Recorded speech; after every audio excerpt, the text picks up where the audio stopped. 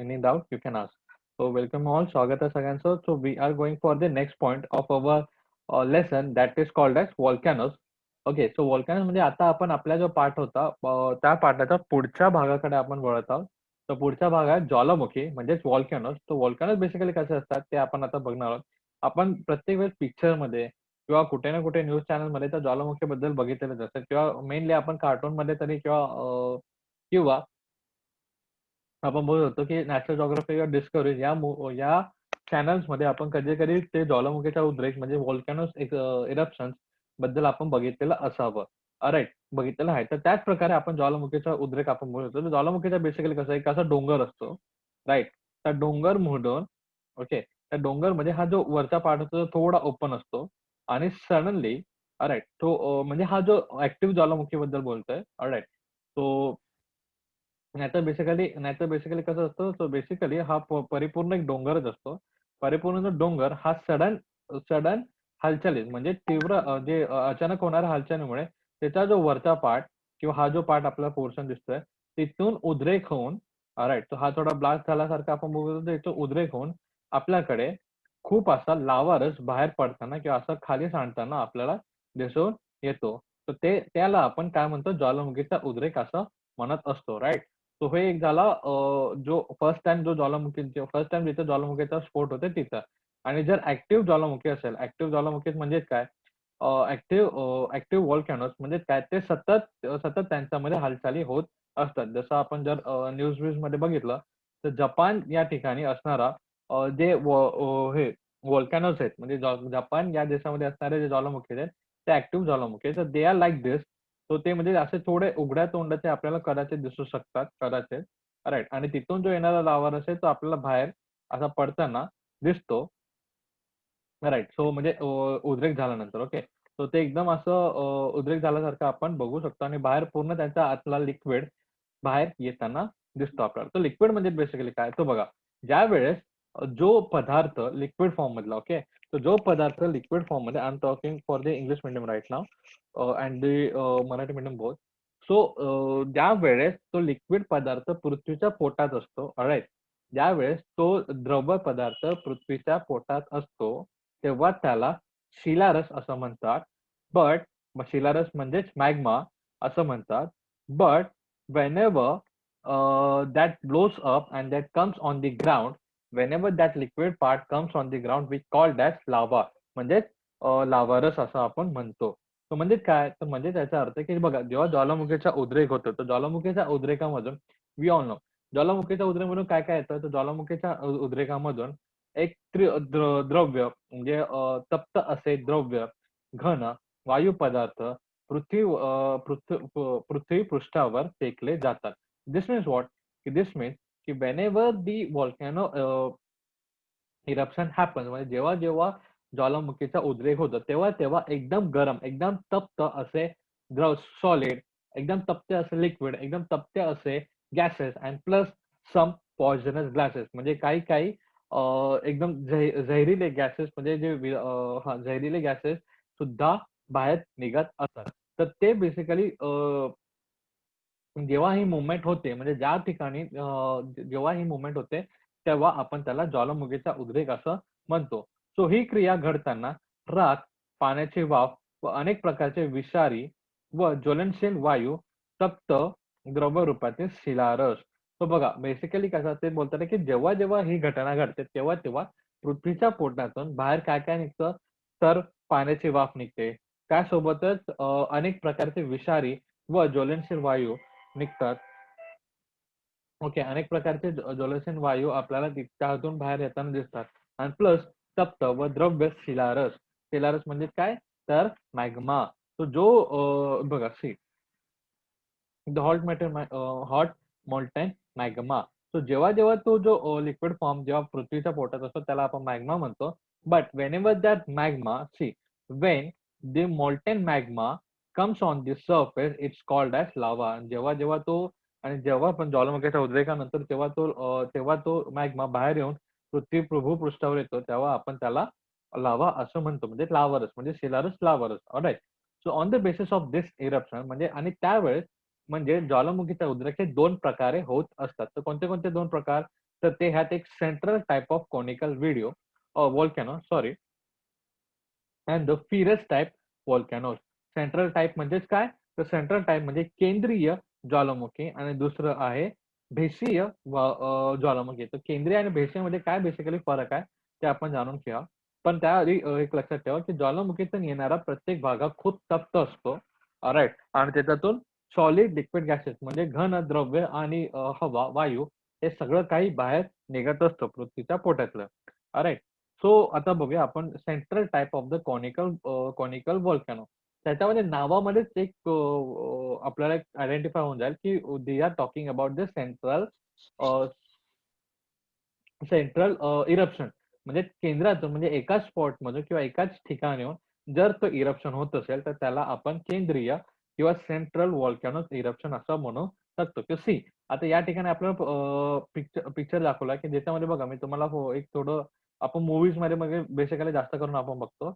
Right. Movies मध्ये किंवा national geography मध्ये दाखवलं तर असा एक डोंगर असतो. त्या डोंगरमधून अचानक एका पॉइंट वरून एक खूप असा ब्लास्ट होतो आणि वरतून हे बघा जो लावारस जो मॅग्मा पहिले आपण त्याला पृथ्वीच्या पोटात होतो तेव्हा आपण त्याला मॅग्मा बोलत होतो.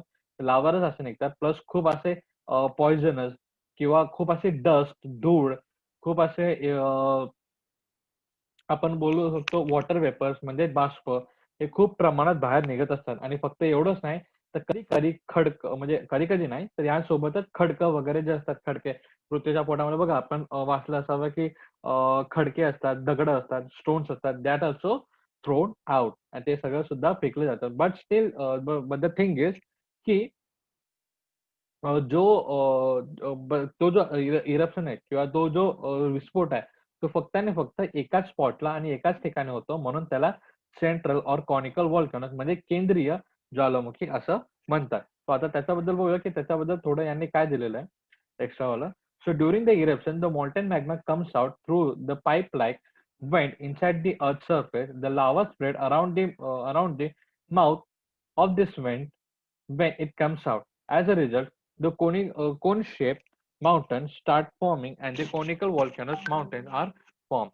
So, sorry, Mount Fujiyama in Japan and Mount Kilimanjaro in Tanzania are the example of central types of volcanoes and the conical mountains. So these are the basically जसं मी तुम्हाला बोललो की जपानमध्ये काही आहेत तर ते these are the माउंट फ्युजियामा तो माउंट फ्युजियामा आणि नंतर माउंट किली किलीमांजारो. तर हे जे आहेत ते एक कोनिकल टाइप्स आहेत आणि ते ऍक्टिव्ह व्हॉल्कॅनोज म्हणून आपण ते बघू शकतो त्यांना. ओके. ते म्हणजे सक्रिय आहेत बेसिकली. सक्रिय आहेत की त्यांच्यामधून कधीही उद्रेक होऊ शकतो आणि किंवा नाही उद्रेक होत तर कधी ना कधी त्या एरियामध्ये आपण असतो तर आपल्याला कधी-कधी जमिनीच्या हालचाली आपल्याला एक्सपिरियन्स होतो. राइट? सो एक झालं कोनिकल व्हॉल्कॅनोज. कोनिकल व्हॉल्कॅनोज म्हणजे ते कोन लाइक स्ट्रक्चर म्हणजे आपण म्हणू शकतो आणि एकाच ठिकाणी विस्फोट होऊन एकाच ठिकाणाहून लावारस निघत असतो. राइट? म्हणजे बाहेर पडत असतो. आता बघूया फिरस टाइप्स म्हणजेच फिरस टाइप्स म्हणजेच भेगीय. भेगीय टाइप. आता भेगीय म्हणजे काय तर ते आपण बघूया. So during the eruption, when the magma comes out not from the signal vent but from the many cracks, so that we called as furnaces.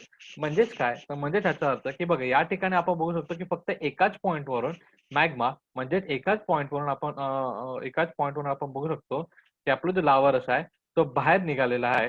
But but जो फेरस टाइप मध्ये म्हणजे कधी-कधी काय होतं की लावारस हा वेगवेगळ्या पॉइंट मधून निघत असतो. वेगवेगळ्या पॉइंट मधून बाहेर आता सपोज की असा जर डोंगर आहे तर या डोंगरमधून इथून सुद्धा विस्फोट झालेला असून इथून सुद्धा उद्रेक होत असेल लावारसचा इथून सुद्धा बाहेर पडत असेल इथून सुद्धा आणि मागच्या कोणत्या साईड मधून सुद्धा उद्रेक होत असेल म्हणजे बाहेर पडत असेल तर असं जेव्हा कंडिशन येते त्या कंडिशनमुळे कंडिशन्सला आपण फेरस टाइप्स म्हणजे फेरस टाइप म्हणजे फेरस टाइप म्हणजे भेगीय सॉरी भेगीय टाइप किंवा भेगीय ज्वालामुखी आपण त्याला म्हणतो. Right. So it is called the ferrous type volcanic eruption. So the molten material coming out from this eruption and spread on the both side of the ferrous. As a result, the volcano plates are formed. तर या उद्रेकामुळे काय होतात तर एक मैदान किंवा पठार निर्माण होतात. And the and the Deccan Plate of India. तो बघा डेक्कनचे पठार has been the form due to the such type of volcano eruption.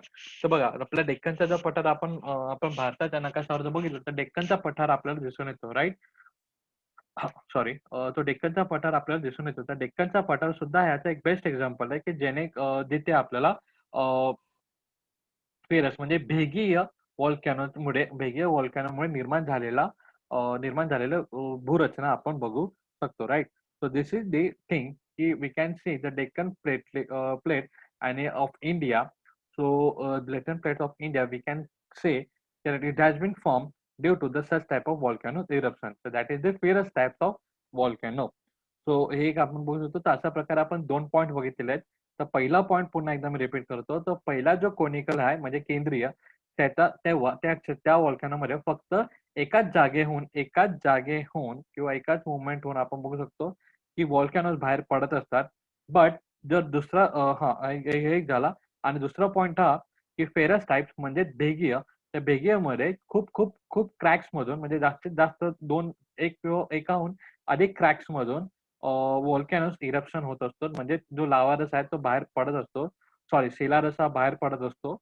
तो त्याच्यामुळे कोणता निर्माण होतं, त्याच्यामुळे त्या शिलारसामुळे सॉरी लावारसामुळे कशाची निर्मिती होते, तर मुळे एक प्लेट म्हणजे पठारांची निर्मिती होत असते, राईट. आणि ह्याच्यामुळे कशाची निर्मिती होत असते, ह्याच्यामुळे कोनिकल म्हणजे केंद्रीय आपण बघू शकतो केंद्रीय डोंगराची निर्मिती होत असते त्यांच्या इरप्शनमुळे, राईट. सो कारण कसं बघा, जर एकाच ठिकाणाहून निघत असेल तर एकावर एक ते जमा होऊन एक कोन लाईक स्ट्रक्चर त्यांना एक मिळतो. Okay, so this is such kind of we can say the structure. अशा प्रकारचं एक स्ट्रक्चर. आणि इथे आपण बघू शकतो की सगळीकडे निघणं कारण एक पठार किंवा थोडं कधी कुठे उंच, कधी थोडं बारीक किंवा कशा प्रकारे असं पठारसारखं आपण स्ट्रक्चर त्यांचं बघू शकतो. So these are the things. So डेक्कनचे पठार एक लक्षात ठेवा की डेक्कन प्लेट ते आपला इंडियाचा एक्झाम्पल आहे फेरस व्हॉल्कॅनोचा म्हणजे भेगीय ज्वालामुखीचा. So see, आता नेक्स्ट आपण बघूया. According to the periodic of the volcano's eruption, 3 types of volcanoes can be identified. If the volcano eruptions are regular even in the present time, then such volcano is called the active volcanoes. For example, Mount Fuji and Mount Stromboli in Meridian Sea, right? And this when the volcano is not erupted since long, but the many but may active suddenly, it is called the dormant volcano. For example, Mount Vesuvius in Italy and Mount Katmai in Alaska and Buren Island in India. So, and the thing is that those volcanoes which have not erupted in the past since long and they are not likely erupted in the future are called the extinct volcanoes. For example, Mount Kilimanjaro in Tanzania. So basically त्यांनी आपल्याला काय सांगितलं, तर त्यांनी असं सांगितलेलं आहे की जशा प्रकारे आपण त्यांच्या लावारसच्या बाहेर निघण्यावरून आपण 2 टाईप केलाय, तर त्याच प्रकारे आपण म्हणजे तो ऍक्टिव्ह आहे की नाही, तो सक्रिय आहे की नाही, ह्याच्यावरून आपण 3 पार्ट केलेले. तर 3 पार्ट कोणते? तर पहिला पार्ट असा की जर त्या व्हॉल्कॅनोस म्हणजे त्या स्पॉटवर तो जो ज्वालामुखीच्या उद्रेकाचा जो पार्ट आहे तिथं जर सतत हालचाली होत असेल आणि प्लस सतत त्याचं म्हणजे काही वर्षानंतर म्हणजे 100 वर्षामध्ये किंवा समजा 150 वर्षामध्ये त्याच्यातून ज्वालामुखी उद्रेक हा सतत होत असतो, राईट. तर त्यावेळेस किंवा त्या व्हॉल्कॅनोला आपण काय म्हणू शकतो, ऍक्टिव्ह व्हॉल्कॅनो म्हणजे सक्रिय ज्वालामुखी आपण त्याला म्हणू शकतो. हा एक पहिला पार्ट केला. म्हणजे त्याने बेसिकली ज्वालामुखीच्या उद्रेकावरून कोणत्या टायमावरून 3 पार्ट केलेले. एक सक्रिय ज्वालामुखी. तर सक्रिय ज्वालामुखी म्हणजे कसा की त्याच्यामध्ये सतत हालचाली होत असतात आणि ज्वालामुखी उद्रेक हा एक सर्टन पिरियड नंतर होणारा असतो. आणि हा एक पहिला पार्ट बघितला. आणि दुसरा पार्ट आपण असं बघतोय की त्याला आपण म्हटलंय की डॉर्मंट व्हॉल्कॅनोज. तर डॉर्मंट व्हॉल्कॅनोज म्हणजे कसे आहेत, तर ते मागच्या म्हणजे ते भूतकाळामध्ये त्यांच्यामध्ये ज्वालामुखीचा उद्रेक झालेला नाही, परंतु भविष्यामध्ये होण्याची संभावना आहे. म्हणजे त्यांच्या खाली हालचाली हे हळूहळू स्लोली हालचाली हे वाढत असतील, तर त्यांना आपण डॉर्मंट व्हॉल्कॅनोज. तर डॉर्मंट व्हॉल्कॅनोज म्हणजे काय, तर ते आपण बघूया. ओके, सो त्यांना ओके निद्रिस्त ज्वालामुखी असं आपण म्हणतो. राईट. आणि इथं बघा हे जागरूक जागरूक ज्वालामुखी म्हणजे सक्रिय ज्वालामुखी, ज्ञानामध्ये सक्रिय वर्ड वापरला होता. बट सक्रिय न बोलता आपण जागरूक ज्वालामुखी असं म्हणूया. आणि दुसरं निद्रिस्त ज्वालामुखी, जो डॉर्मेंट व्होल्कॅनोज आपण ज्याला म्हणतो, की ज्याचा स्पेसिफिकेशन काय, तर त्याचं स्पेसिफिकेशन आहे की तो पास्ट मध्ये तो इरप्ट झालेला नाहीये, but there are the chances that it will erupt in the future. म्हणजे काय, तो भूतकाळामध्ये तो त्याचा ज्वालामुखीचा उद्रेक झालेला नाही, परंतु फ्युचरमध्ये होण्याचे चान्सेस आहे. म्हणजे भविष्यामध्ये होण्याचे चान्सेस आहे. त्यांना आपण यांना आपण निद्रिस्त ज्वालामुखी म्हणजे डॉर्मेंट व्होल्कॅनोज असं म्हणतो. परंतु हा एक दुसरा पार्ट झाला. आता तिसरा पार्ट आपण बोलून घ्या. तर काय काय ज्वालामुखी त्यांच्यामध्ये उद्रेकही झाला नाही, म्हणजे त्यांच्या खाली लावा रसाचा आपण बोलू शकतो की स्टोरेज आहे. म्हणजे त्यांच्या खाली शिला रसाचा म्हणजे मॅग्माचा स्टोरेज आहे, बट आणि मुवमेंट्स पण होतात, but they are not erupting in they are not erupting. म्हणजेच काय, की त्यांच्यामध्ये विस्फोट हा होत नाही आहे. म्हणजे त्या ठिकाणी किंवा तशा ज्वालामुखीला आपण काय म्हणतो, तर मृत ज्वालामुखी असं म्हणतात. म्हणजे त्यांनी म्हणजेच ते मागे मागे म्हणजे भविष्य सॉरी पास्टमध्ये म्हणजे भूतकाळामध्ये ते कधी इरप्ट केले पण नव्हते, त्यांच्यामध्ये ज्वालामुखी उद्रेक झालाही नव्हता आणि भविष्यामध्ये होण्याचेही चान्सेस त्यांच्यात दिसत नाहीये. अशा ज्वालामुखीला मृत ज्वालामुखी म्हणजे एक्झिस्ट ज्वालामुखी असं आपण extent Jwalamukhi sorry exist not extent ज्वालामुखी असं आपण म्हणतो. तर त्याचं एक्झाम्पल आपण बघूया टंझानिया म्हणजे किलीमांजारो. तर टंझानिया या कंट्री मधला किलीमांजारो, माउंट किलीमांजारो आपण बघू शकतो. तर here is the some example. आणि प्लस आपल्याला काही हे दिलेलं आहे. Right. They have given us the line आणि एक मॅप दिलेलं आहे. त्या मॅप मध्ये आपण बघू शकतो की त्याने प्लेट्स आपल्याला दिलेले, जसं आपण बघू शकतो की भूकवच कशा प्रकारे बनतात. तर त्या या प्लेटच्या हालचालीमुळे आणि हे सतत प्लेट्स आपण हालताना बघितलेलं होतं की मागच्या सेशन मध्ये. American plate this American plates, African plate, India Australia plate असं आपण प्लेट बघितलेले होते. प्लस आता आपण जे इरप्शन व्हॉल्कॅनोज बद्दल बोलून घेतलेलं होतं. Right. So this are this thing की फ्युजी जो आपण जपानमध्ये बघू शकतो. राईट. तर जपानमध्ये इथं आपण दाखवलेला आहे, म्हणजे बेसिकली आपल्याला मॅप दाखवलेला आहे. ऍक्च्युअली तो एकच आहे. राईट. तो जो ऍक्टिव्ह आहे. राईट. तो हे पाच तिथे दाखवलेला की जपान, कारण जपान हा एक असा देश आहे की जो परिपूर्ण आपण बघू शकतो की ज्वालामुखीच्या वरती, जसं आपलं मुंबई 7 बेटापासून बनवलेला आहे, तशा प्रकारे जपान सुद्धा तसा काही ज्वालामुखींच्या वरती बसलेला आहे. राईट. तो एक बघू शकतो. आणि प्लस आपण जो किलीमांजारो बघितलेला होता, दिस इज हिअर. अँड आपले जे आहेत इकडे एक प्लेट दाखवतात, या ठिकाणी भूकंपाचे केंद्रच आहेत. कारण बघा इकडे आपल्याला दाखवलेलं सूचीमध्ये की बघा अर्थक्वेक झोन म्हणजे जिथं भूकंप येतात, व्हॉल्कॅनोज, त्यानंतर plate creating margin and plate consuming margin.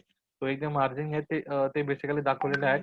Right. And then mount Loa, then saint Helens, and then mount पेरिकुटम.